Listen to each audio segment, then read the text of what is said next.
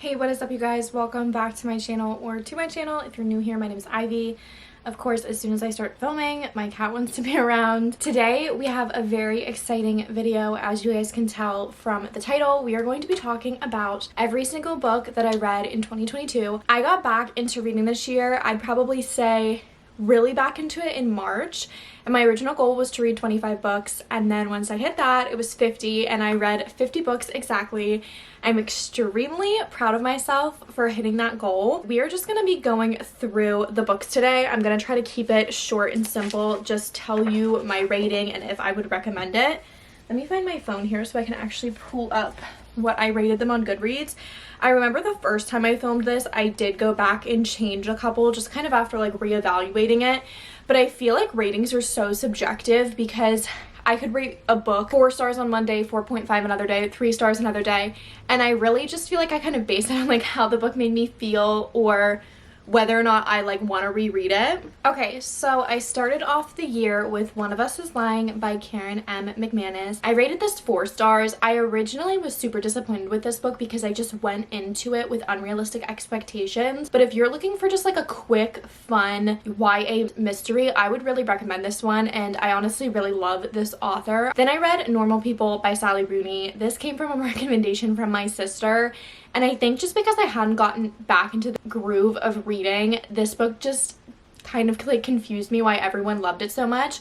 I would love to do a reread of this book. I originally rated it 3 stars, and then I was like, no, it was a 2. Now on Goodreads, I have it as a 4, but I'd say it was probably a 3-star read for me. I didn't dislike it. I just don't think that I can emotionally connect to what those characters are going through.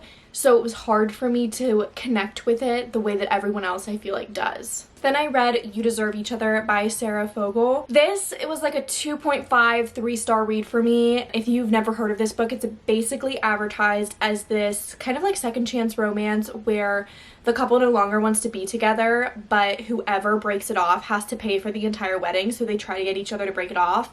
And I thought it was gonna be like a funny Bride Wars type style of book, and it just really wasn't that. I don't want to say it wasn't completely like that because it did have elements that were true to what the storyline said it was, but it was not at all what my expectations were from the writing on the back of the book. So if I would have went into this blind, I might have liked it a little bit more. But when it comes to rom-coms, I honestly just don't think that this one is really worth your time. And I would probably recommend so many other books before I would ever recommend this one. Then I read You'll Be the Death of Me. I rated this 4 stars. I really enjoyed this book. I read it in one sitting, and again, just a fun YA mystery. I think now that I've read so many books by Karen M. McManus, a lot of them blend together, but I would also recommend this one. Then I read Throne of Glass. This was a 4-star read for me. Definitely brought me back to my dystopian fantasy YA days from middle school. I liked this, but I wasn't enthralled with it, and I think that I'll probably end up rereading it after I'm done with the ACOTAR series because I just don't think this one piques my interest as much as ACOTAR. Then I read Daisy Jones and the Sixth.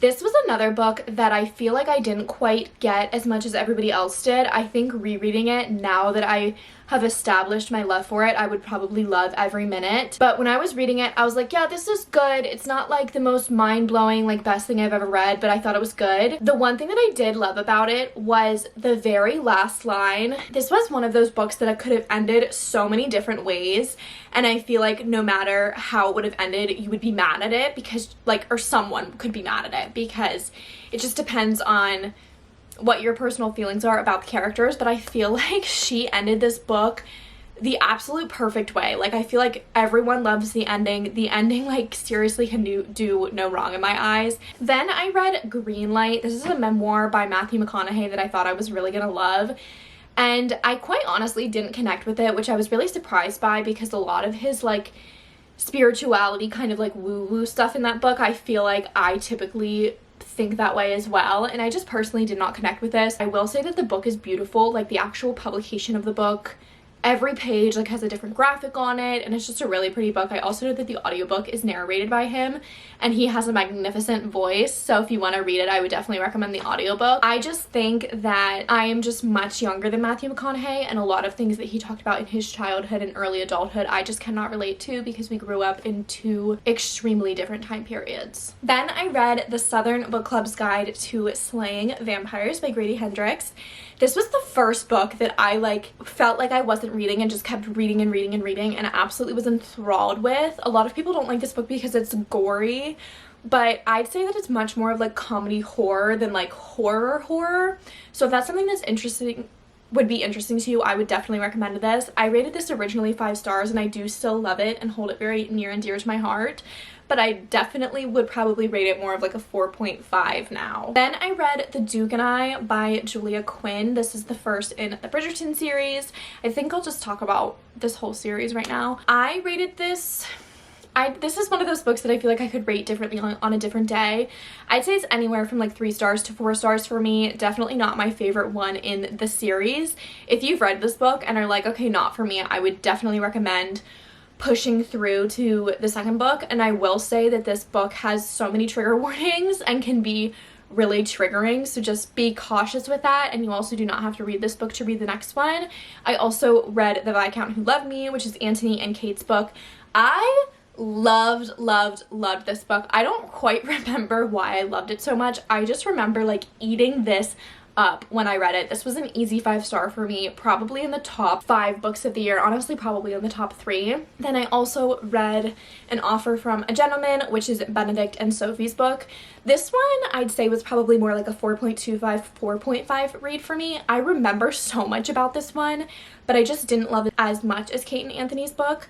I will say that these books, the way that the men behave in these books, you really just have to kind of like look past, and then they're really enjoyable. But if I would have been reading these when I was super like hypercritical about the book, I think that I would have disliked the male characters a lot more. But I will say, if you enjoy the series, I think these books are super enjoyable, and you don't need to read all of them, so just pick up the ones that you're interested in those characters. Then I read The Golden Couple. This was honestly probably one of the most disappointing reads for me this year. Carter Sullivan rated this 5 stars and talks about how much she loves this book. I personally felt like it felt like any other domestic thriller. I thought it was super predictable and quite honestly boring, and would not recommend it. The Sun is also a star. I rated this 4 stars. I loved this book. I wish I would have read it when I was a teenager because I think I would have loved it so much back then, but I definitely would recommend it to an adult too. I think you can get so much out of it. It really just dives into how people are connected and kind of how everyone has like such a beautiful story and life. I also think that the ending of this book is absolutely adorable and just like is such like a warm and fuzzy ending. We Were Liars, not a big fan of this. I would probably give this like 2 stars. The writing style just was not for me. I also think that the plot twist was much more for shock value and didn't really make sense to the little that we knew about the characters. I just don't think that we knew enough about the characters for this plot twist to make sense, and I would not recommend this book. Then I read Birthday Girl by Penelope Douglas. This book I kind of have mixed feelings about. The first half of this book I was like, oh, like I actually am really enjoying this. If I'm just not super critical about it, like I can really get into it. And then there was just like too much. Like with the Bridgerton books, there's just like hints here and there where you can really just forget about them. But in Birthday Girl, I just felt like every other page there was something else that I was like, why is this in here? And I honestly just ended up finishing it because I'd gotten so far in it, but this was like a 2 star for me, and I would not read another book by them. My Dark Vanessa, this was an easy 5 star for me. I was way late to the game on this book, didn't really know what I was reading when I went into it, but this is one of those books that I feel like everybody should read, and if you have not read this book, you need to read it. Then I read The Risk and Sidetracked. These are the first 2 books in the Mindfuck series, which I just did not like as much as everybody else kind of did. I thought that they were a clear ripoff of Criminal Minds, and they just personally weren't for me, and I probably won't continue on with the series. Then I read, the next guys, we're gonna get into a couple of like my favorite reads of the year. I read Malibu Rising, which was an easy 5 star for me. This is very similar to The Viscount Who Loved Me with, I remember loving this book so much and being so happy reading it, but I don't really remember why. This book, I just feel like the vibes are incredible. It's just such a happy, like, it just makes you feel happy even if the story isn't always super happy. If you have not read this book, I would definitely recommend it. Then I read Funny You Should Ask by Alyssa Sussman. I've been seeing a lot of hate about this book recently, but I personally loved this book. I rated this 5 stars, but it was probably more like a 4.5 for me. I really liked it. And if you just need like a fun, easy romance, I would 100% recommend this. Then I read Confess by Colleen Hoover. This was like a 2-star for me. It felt like this was the rough draft for It Ends With Us. All of her books are just way too similar for me, and I just need to stop giving them a chance because she's just not the author for me. Then I read Ugly Love, which I originally rated 4 stars, and I remember it being like a really quick and easy read, and I think that's the only reason why I convinced myself I liked it, because I read it so fast. But quite frankly, again, this book just wasn't for me. It was too similar to her other books, and yeah, she's just not the author for me. Then I read Anxious People by Frederick Bachman. I listened to the audiobook of this, and this again was such a good book of the year. I rated this 5 stars, absolutely loved it, would definitely recommend. Then I read Tampa. This was recommended to me on TikTok for if you liked My Dark Vanessa. This was absolutely not something to read if you liked My Dark Vanessa. My Dark Vanessa is about a girl who was groomed by her teacher, and Tampa is about a teacher who grooms her students. The beginning of this book and the end of this book I felt like did what the author wanted to do. It gave a realistic picture on how these predators think and why they, not really why they do what they do, but kind of like how they do what they do. But the climax of this book was so out of left field, so crazy, so unrealistic, and every other part was like painfully realistic that it just like really felt flat for me. I would never probably recommend this book, and I'd give it like 2 stars. After that, I needed a fun and fluffy read, so I read The Summer I Turned Pretty trilogy by Jenny Han. This series is an easy 5-star series for me. I absolutely loved it. I feel like I connected with Belly so much, and I honestly would recommend this to you if you're older, because I think that when you're older you can kind of pick out all of the life lessons that Jenny Han kind of like sprinkled in here. This is just such a good series. I honestly think it's going to be something that I'll reread every year. I will definitely reread the second book before the new season comes out, and the second book was my favorite. Then I read In a New York Minute.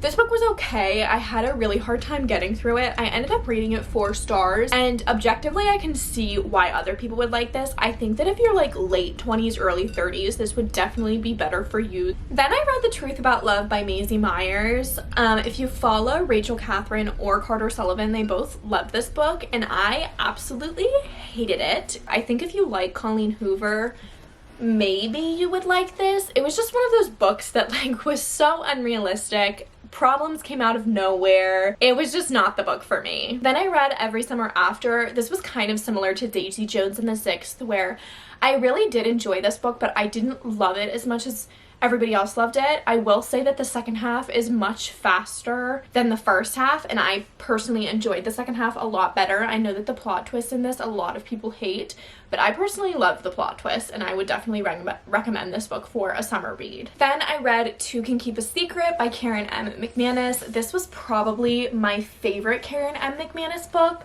I just felt like all of the characters were really interesting. It kind of gave me Pretty Little Liars vibes in the sense that like the teenagers had secrets, their older siblings all had secrets, their parents all had secrets, they're all kind of connected. I would definitely recommend this book. If you want to read any of her books, this would definitely be the first one that I would recommend. Then I read The Perks of Being a Wallflower. This was a reread for me. I have read this book multiple times. I absolutely love the movie, love the book. This book is so good. If you've ever watched the movie and you like the movie, I would 100% recommend reading this book. I just feel like it's such an emotional, like, impactful story, and I just personally love it. Easy 5-star read for me. Will probably reread over and over and over again. Another book that I think I'm definitely going to be rereading is Mary Jane by Jessica Anya Blau. This was an easy 5-star for me. I loved this book. Another book that I think every person should read. It is just such a beautiful coming of age story. I absolutely love it, and if there's like one recommendation that you take from this video, it is absolutely Mary Jane. I wish this book had more hype, and I wish more people read it and like more people talk about it. I feel like everybody who's read this book kind of just like moves on, and I'm just still there with it. I just love it so much. Then I read The Siren by Kira Cass. This was very much a random read for me. I loved the selection by her, and this book was just not for me. It was boring, nothing happened, the romance sucked. This was like a 2-star, honestly like a 1-star. I would not recommend this. Then I read The House Across the Lake by Riley Sager. This was another disappointing read for me. I think overall thrillers for me, I just need to go in with lower expectations because I'm pretty good at guessing the plot twist, and I feel like I'm always kind of expecting a more intense conclusion than what there is. I will say that personally for me, this plot twist just fell flat. I felt like it was kind of lazy writing, and my personal opinion, I just feel like it kind of reminds me of like the pregnancy trope. It's just like, seriously, like that's what you're gonna do with this. I also just think that part of the plot twist should have been established a little bit earlier on in the book because it wouldn't happen in real life. I'm trying to like tell you what I mean for the people who have read this book, but not give it away if you haven't. Then I read Big Little Lies. I absolutely love this book and cannot wait to pick up more from this author. This was one of those books that I think it's almost 500 pages and it literally felt like it was 300 pages. It goes so fast and it's just so entertaining. If you haven't read this book, I would definitely recommend it. If you have though, I would love to know what you think of the series because I hear so much good stuff about the series and I just could not get into it. Then I read Set on You by Amy Lee. I really liked this book. It was another romance that I really enjoyed. It was just one of those things where like I can't tell you why I enjoyed it. I think that it was just I was in the mood for it, and I would definitely recommend this if you were just looking for like a quick easy romance. Then I read Magnolia Parks. This book has so many controversial opinions on it. I don't really want to say I enjoyed it. I just feel like I was addicted to it, and because like the characters go through like the ringer in this book, I will say I would definitely recommend if you're gonna pick it up to have like a light fluffy read like The Summer I Turned Pretty, going back and forth, because I was so depressed the days that I read this book. I read this book in maybe like 2-3 days and I was like, why do I feel so down? And I truly believe it was because of this book. Then I read One Italian Summer. I would absolutely not recommend this book. It felt like it was 500 pages and it was I think like 270. It absolutely should have been a short story, and I think it was stretched out so they could sell it as a complete novel. Then I read I'm Glad My Mom Died by Jeanette McCurdy. I feel like I have a very similar opinion that a lot of other people do about this book. I will just say that I think if you can relate to this book, I would personally not read it, just because it's almost like too real. Like it feels sometimes like you're reading about your own life if you've had abusive parents or problems with your mom. I personally felt like it was very triggering and very hard for me to read, and kind of wish that I would have just read, or I would have just watched like a recap video of it, because curiosity definitely killed the cat in my situation. Then I read Carrie Soto Is Back, which when I originally read it, I was like, yeah, I like this, it's okay, but it's not like as good as the other Taylor Jenkins Reid books that I read. But when I tell you guys, I think about this book easily once a week. I started playing tennis because of this book. I feel like I've gotten more into working out because of this book. Like, it has just stuck by me so much. Then I read To All the Boys I Loved Before by Jenny Han. This just did not hit the same for me as The Summer I Turned Pretty. I still enjoyed it, but I personally just think that you're either a Laura Jean girl or a Belly girl, and I'm just personally a Belly girl. Then I read Something Borrowed, and I have so many books by this author, and it really, really put me off of her. I did not like a single thing about this book and would not recommend it. 2 stars. Then I reread It Ends With Us. I actually enjoyed this probably more than I'd say I enjoyed it the first time, because I kind of just like let go of all the cringiness of this book. Then I read It Starts With Us, and I honestly have such a, I feel like an odd opinion about this. I feel like people who loved Colleen Hoover hated this book, and people who don't like Colleen Hoover kind of enjoyed this book. I honestly really enjoyed it. This was like a 4-star read for me. I felt like it was just kind of like enjoyable, nothing crazy. I personally really liked Atlas's storyline, and I felt like if you wanted more of Lily and Atlas, like this was like a pretty nice conclusion to them. Then I read Evidence of the Affair. I personally kind of rate short stories on like a different scale, just because I feel like you can't really get as much from a short story as you can a full novel because of the length of them. Personally, on a short story scale, I would rate this 5 stars. I thought it was a very beautiful book. I also think that Taylor Jenkins Reid nailed the ending as well with this book. I definitely saw it coming, but it was still perfect. Then I read Nothing More to Tell. This was Karen M. McManus's new release of this year, and I'm not gonna lie to you, it completely blended with the other books by her. I remember enjoying it at the time, but I honestly couldn't tell you a thing about this book. Then I read If He Had Been With Me. I love this book so much. If you like Perks of Being a Wallflower, I would definitely recommend this book. It kind of gave me similar vibes. This book is like so beautiful. I just feel like I related to the characters in so many different ways. I cannot wait for Finney's POV book to come out. I'm not sure what the correct wording is for that, but I cannot wait for that to come out. I cannot wait to reread this one before that one comes out. I would definitely recommend this. It is very YA, so just go into it knowing that. Then I read Tell Me Lies, and I actually really enjoyed this book. I think that if you've ever experienced a toxic relationship or witnessed a toxic relationship, that this is like a good book to read, because it feels like, oh yeah, like I've lived this. All right, guys, the 50th book that I read this year was Hopeless by Colleen Hoover. And I know what you're gonna say, Ivy, you read 4 Colleen Hoover books already this year and you really hated 2 of them. This one takes the cake. I disliked this one by far the most. This was very YA. So much more YA than any other Colleen Hoover book I've read. I just felt like it was so confusing. Like the beginning half, the characters' actions were so confusing because you didn't know why they were behaving the way that they were behaving. And then I guessed like the plot twist. And after the plot twist, I was like, I'm sorry, but that just like doesn't justify the characters' actions. Maybe it explains them, but like, why are we having such a serious situation going on while this is supposed to be a romance book? It just was not for me, and I would not personally recommend it. This was like a 2-star read for me. I think that I'm officially done. That is every book that I read in 2022. I cannot wait for all of the reading content in 2023. So if you're interested in more book content from me, make sure that you subscribe so you do not miss a video. Thank you guys. If you watched this entire video, thank you so much. Comment down below if you made it through the whole thing. I will see you guys in my next video. Bye guys.